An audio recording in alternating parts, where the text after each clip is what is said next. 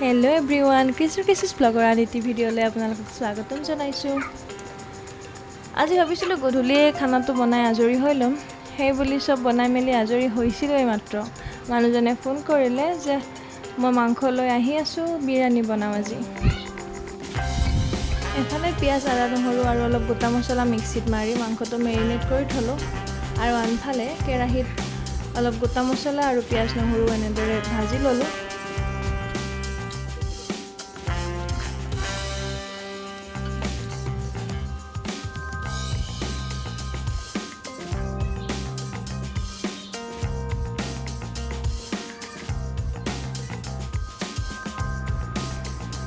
Normally মাংস যেনেদৰে বনোৱা হয় তেনেদৰে বনাই লম সত্যহতে।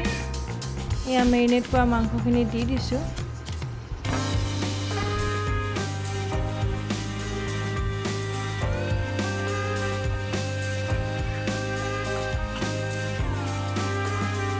ইয়াৰ মাংসবিলাকৰ কালাৰটো আনা যে ইমান টান। অসমৰ মাংসৰ যে ফুলা কালাৰটো সেইটো আনাটো ইয়াতে সম্ভৱেই নহয়। এফালে চাউলটো ধুই থৈ দিছো। ঘৰতে যি চাউল ইউজ কৰো সেইটোৱে ধুই থৈ দিছো। চাউচোন এটোৰে কি হয়। বিৰিয়ানী বনোৱাৰ বৰ বিশেষ এক্সপেৰিয়েন্সো নাই।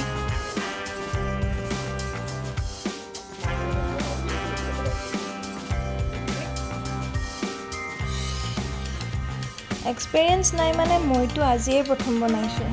যি নহওক মাংসটো এতিয়া হৈ গ'ল।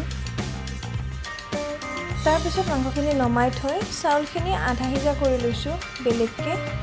তাৰ পিছত চাউল আৰু মাংস লেয়াৰ লেয়াৰকে 2-3টা লেয়াৰ বনাই ঢাকন দি দিছো। ঢাকনখন আটাৰে সিল কৰি দিছো। কিছুমানে কুকাৰটো বনাই, মই এনেদৰেই বনালো।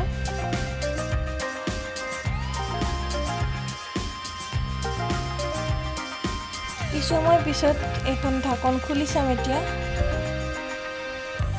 হৈছে যেন লাগিছে, মিলাই চাওঁ। ফাইনেলি মোৰ বিৰিয়ানী হৈ গ'ল। দেখাত কেনেকুৱা লাগিছে বাৰু?